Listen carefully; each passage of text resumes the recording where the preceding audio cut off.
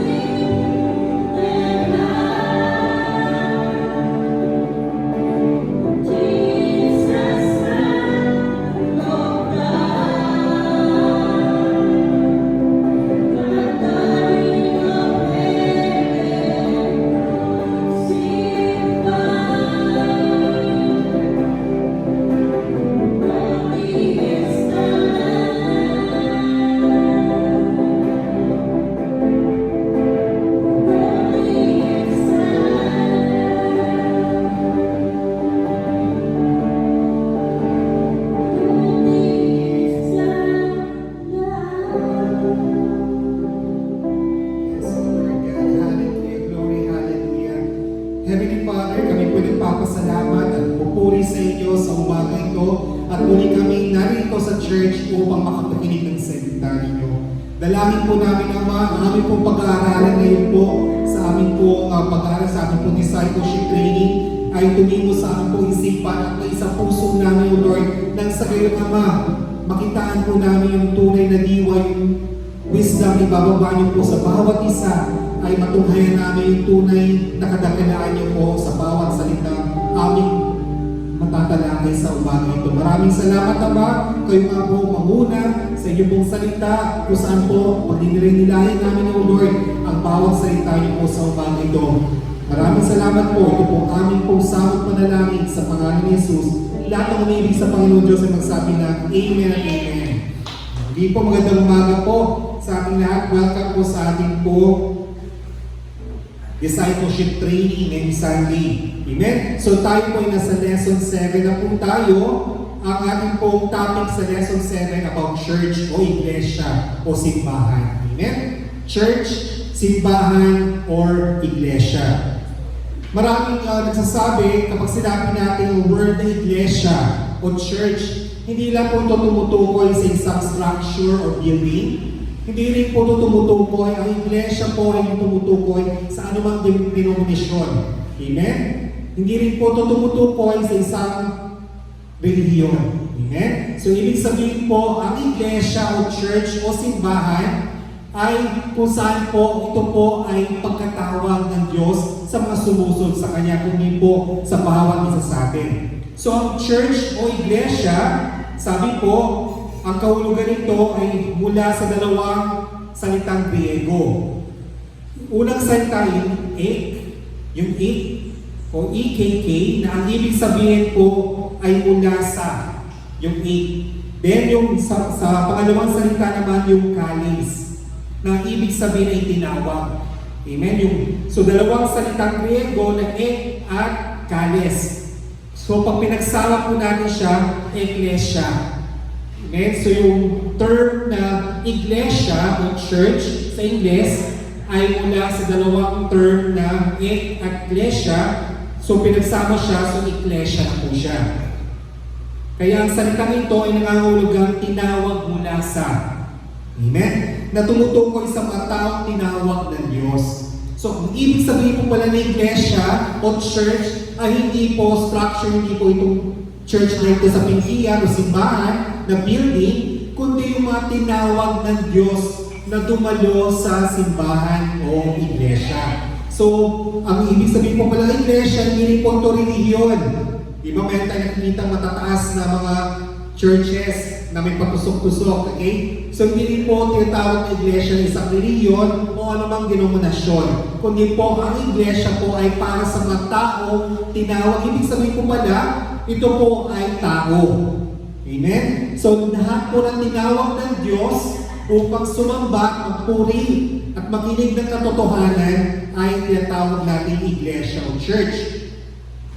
Ang payak na kahulugan ng iglesia ay hindi tumutukoy sa, sabi nga natin, sa buong gusali o reliyon, sa atin ito'y tumutukoy sa mga tao. Minsan nakakalito. Amen? Ang sagot ng marami kung tinatanong natin kung saan ang simbahan mo. May iba sinasabi, saan ang simbahan mo? Saan ka nagsasamba o nagsisimba? Yung iba sabi, doon ako sa born again. Doon ako nagsisimba sa Baptist o Methodist. Amen? Seventh-day Adventist, Iglesia ni Cristo. Doon ako sa Roman Catholic, Orthodox Church, ito ibang churches. Pero lahat po ng tumutukoy sa simbahan o iglesia ay tungkol sa tao. Tao tinawag ng Diyos. Yun po ang tunay ng iglesia. Amen? So, ang church, dumadalo, sinasagot ng ating po sa Romans. Sabi po sa Romans chapter 16 verse 5, ganito ang sinasabi, at batiin ninyo ang iglesia na nasa kanilang bahay. Ito po ay tumutukoy ni Pablo na iglesia na nasa loob ng kanyang tahanan. So, ibig sabihin, ano po ba yung nasa loob ng tahanan? Ang tao, pamilya. Amen? Ito po ang tinutukoy ng Apostol Pablo. Yung katotohanan na ang iglesia hindi simbahan o reliyon, kundi kung sino man po yung nasa tahanan. Ito po ay primary unit ng tahanan, ang pamilya. Amen? So, ibig sabihin po, ang tunay na iglesia, nandiyan po ang tatay, ang nanay, mga anak. Kung nandiyan pa po yung lolo, lola, biyanan, amen, mga in-laws, okay, mga asawa ng mga kapatid. So, ito po, mga tito, tita, lahat po yan iglesia, basta nasa loob po ng tahanan. Yun po ang pagkatukoy ni Apostol Pablo sa bawat isa bilang iglesia. Sapagkat, sabi nga po natin, ang iglesia ay katawan ni Kristo, body of Christ. Amen? Dahil katawan ni Kristo ito, kailangan po maayos, malinis. Ayaw natin ng simbahan na paglabas mo, may nagtitinda ng mga sampagita, ng mga bulaklak, mga kakanin, mga parang palengke.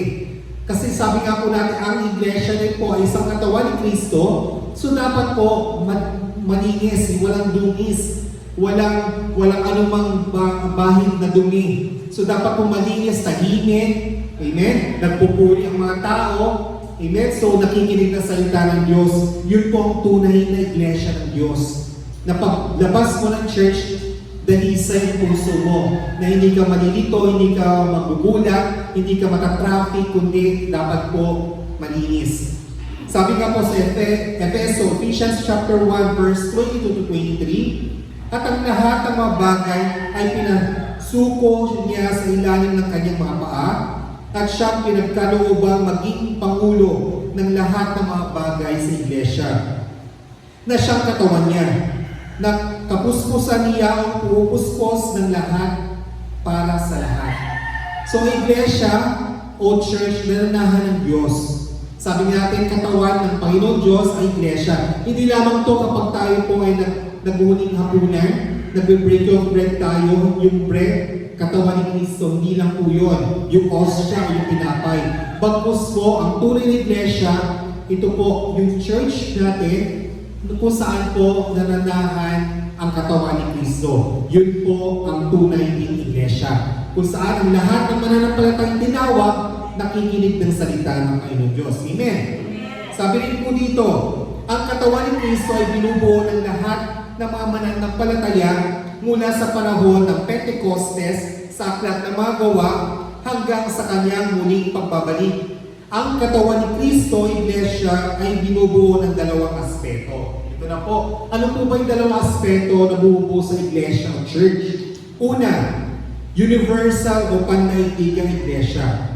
Amen? So yun po ito yung binubuo ng lahat ng mga tao may personal na relasyon kay Jesus.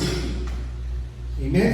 Sabi po dito sa aklat ng unang Korinto chapter 12 verse 13, sapagkat sa iisang Espiritu ay binabautisman tayong lahat sa isang katawan, maging tayo Hudyo, Griego, maging mga Alipin o mga Laya, at tayong lahat ay pinainom sa pamamagitan ng isang Espiritu.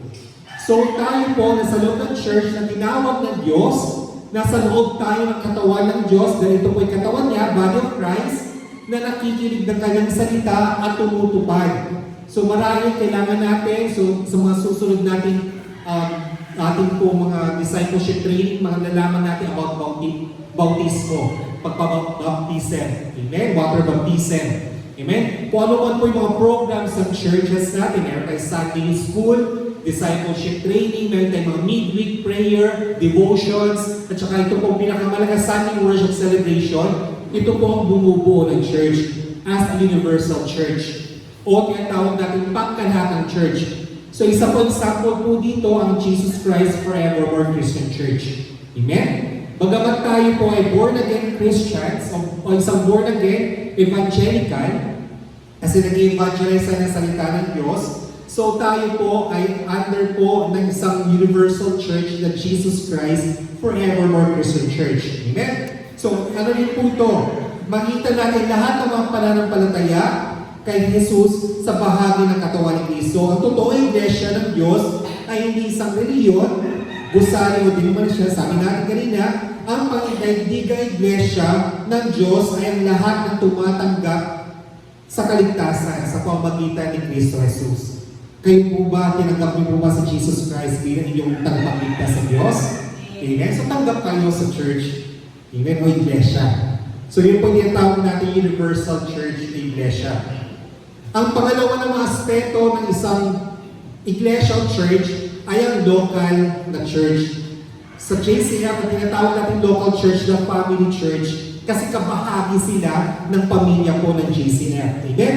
So ano naman po ang local na iglesia? Sabi po sa Galatians 1, verse 1 to 2, si Pablo na apostol, hindi mula sa mga tao, ni sa pamamagitan man ng tao, kundi sa pamamagitan ng Kristo. At ang Diyos Ama na siya sa kanyang muling bumuhay, at ang lahat ng mga kapatid na mga kasama ko sa mga iglesia ng Galacia. So dito, makikita natin sa Bible, na pagdaanan na natin basahin ang Galatians, Romans, Corinthians, iba, lahat po yan. Ano pa? Basa na Ephesians, Philippians, amen? Lahat po na ito may mga different churches. Tinatawag po yun ng mga local churches. So ang Jesus Christ Forever Christian Church, meron tayong mga family o local churches. Meron tayo sa Davao, sa Sasa, Davao City, sa Davao del Sur. Meron din tayo sa Visayas naman po, sa Barangay Tigbawan, Maasin City, Southern Leyte. Meron din tayo sa Luzon naman po ang Bulacan, sa Santo Niño, o sa Pampalay, City of San Jose del Monte, Bulacan. At meron din tayo dito sa Quezon City naman, sa Metro Manila.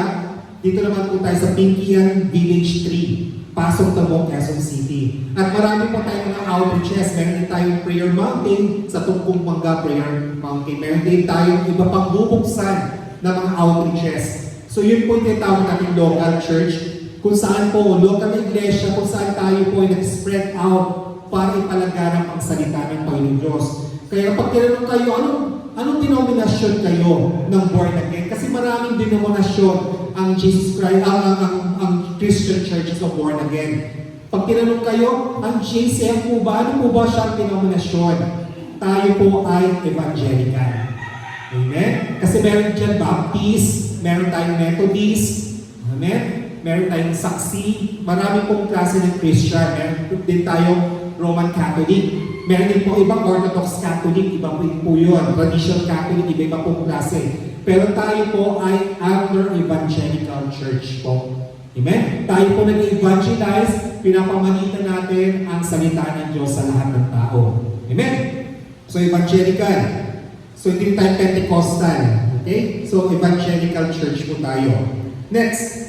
At sa lahat, dito nakikita natin sa mga probinsya at at the same time sa mga iba't ibang lugar dito sa Pilipinas. Kung tayo mag-outreach din sa ibang bansa, amen, kung sino yung mga magpapastol o magpapastor, baka kayo naman po ang mamumuna sa outreaches sa international naman po. Amen? So, magsumikap tayo sa ating paglilingkod sa Diyos. Marahil kayo po susunod na mga pastor sa international churches po natin. So, magsumikap lang tayo. Amen? So, para tayo, magbigyan tayo actually, ang Panginoon Diyos ang magluluntok sa atin, hindi po tao. Amen? Next. Ang iglesyang, sabi nga po, ang pandaigdigang iglesia ay binubuo ng mga mananampalataya kay Kristo. Ang mga miyembro ng pandaigdigang iglesia ay dapat makimbahagi sa mga lokal na iglesia. Kaya tinatawag na tayo dati ng Central Church. Amen? Katulad ng iglesia, meron silang central sa Quezon City, tapos marami siyang lokal. Dahil naman po, ang pinaka-central natin ay ang Bulacan. Amen? So Bulacan, tapos ang ating pong mga local churches na dito po yung Pinkian, na doon pong Davao at ang Tigbawan, at mga bubuksan pa po mga outreaches. Amen? So yun po ang ating po, sabi nga po sa John chapter 3, verse 16, at sa unang Korinto, kung babasahin po natin yan, sabi nga po, kaya ang mga iglesia hindi relihiyon, gusali din naman siya. Ayon sa Biblia, ang iglesia ay katawan ni Kristo na binubuo ng lahat ng mananampalataya kay Kristo Jesus. Kaya po, dapat po tanggapin natin ang church, iglesia, hindi as a structure or building, hindi rin po siya as denomination, hindi rin po siya relihiyon, kundi body of Christ na katawan ni Kristo na sinasabi po sa John chapter 3 verse 16 at 1 Corinthians chapter 12 verse 13. So may mga miyembro ng pandaigdigang iglesia sa mga lokal na iglesia, bagamat may mga miyembro din na lokal na iglesia na hindi miyembro ng pandaigdigan kasi central nga. Amen? So yun sa central, so doon po dapat ang ating pong senior pastor.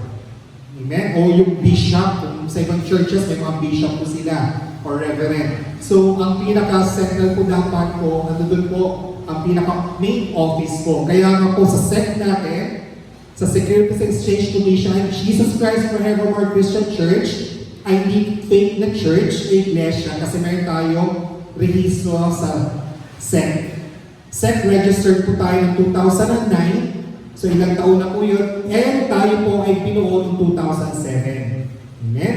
So, sa pamumuno po ng mga different mga pastors po natin, so nabuo ang Jesus Christ Forevermore Christian Church 18 years ago. So this coming May, mag-celebrate tayo ng pangkalahatan, amen, o Universal Church na anniversary natin sa, ang host po natin ngayon ay Bulacan. So that's May 23. So yun po yung ating po church anniversary. So every year, nagsa-celebrate po ang JCF ng anniversary, ng pangkalahatang anniversary. Amen? Pero iba-iba po yung kanilang host churches. Dati di ba nag-host ang Davao, tapos nag-host ang Bulacan, at kuminsan naman po, every 5 years naman po, meron tayong mga ibang venue na nagkaroon na tayo sa Star Mall, Eco Park na tayo, at meron din tayo dun sa swimming pool dun sa Los Arcos. Every 5 years po tayo nag-celebrate ng milestone anniversary. Kung saan po, may ibang lugar na sama-sama, universal, upang kalahatan na sasama-sama po ang mula Luzon, Visayas, Mindanao at Metro Manila sa anniversary. So next year, 20th anniversary, mag-celebrate na naman tayo ng ating milestone. So pangkalahatan na naman to, i-invite natin mga taga Davao at saka mga taga Leyte para sa ating anniversary kung saan lahat po tayo, ito po yung host. At meron tayong venue pupuntahan. Hindi natin alam kung saan mo gusto. So sa kalooban po ng Panginoon Diyos. Amen? So doon po, paghahanda natin ang pinaka-milestone 20th anniversary. Hindi ko alam kung anong gemstone yun. Amen? So, tinanan natin. So ito po ang tinatawag natin iglesia. So ang iglesia po, sabi natin na iglesia ay para sa matinawag ng Diyos at ito po ay katawan ni Kristo. Kaya po huwag natin sasawalang bahala, panatilihin natin malinis ang iglesia, panatilihin natin malinis ang church. Amen? So walang karat, walang dumi ng sa gayon po dahil ito po ay katawan ni Kristo. Dahil ang katawan ng ating Panginoon Diyos sa Yesu Kristo ay dapat dalisay, kasing busila, amen? O kasing white as a snow, sabi nga po sa Biblia, at walang anumang bahid na karumihan. Dahil kaya po dapat, kung malinis po ang katawan ni Kristo, kailangan din po natin maging malinis din tayo ng ating pong mga puso at isipan. Nang sa gayon po, tayo po ay enabled na maging tawaging iglesia. Amen? So tandaan po natin na iglesia po ay may structure o building. Hindi rin po ito anumang denominasyon ng born again o ng Catholic. At hindi rin po ito isang reliyon, kundi yung ating pagtawag at pakikinig sa salita ng Diyos. Ito po ang tinuturing natin iglesia. Amen? Magandang umaga po sa Diyos po pupuri. Papalakpakan po natin Panginoon Diyos. Next, mga Sundays, yung mga programs man po ng church ang ating pong pag-aaralan. So magandang umaga sa Diyos po pupuri. Tayo po tumayo at manalangin. So Lord God, maraming Diyos sa makapangyari. Maraming salamat Ama sa katagumpayan ng gawain po ngayong umaga sa aming pong morning discipleship. Dalangin po namin naman, natutunan namin na isang iglesia po ay hindi tumutukoy lamang po sa isang lugar o isang structure o reliyon. Bagkus po, ito po yung para sa pampinili nyo na tumanimag, sumunod sa ating Panginoon Diyos sa Yesu Kristo. Dalangin po namin mapanatili namin malinis at dalisay ang aming iglesia, ang Jesus Christ Forevermore Christian Church, nang sa gayon, O Lord, ang katawan niyo po ay kasing linis at dalisay ng mga puso ng bawat nananahan at nagsasamba sa inyo. Maraming salamat po. Ito pong aming pong samang panalangin sa pangalan ni Jesus. Lahat ng mga iglesia ng Diyos ay magsabi ng Amen at Amen. Magandang umaga sa Diyos po.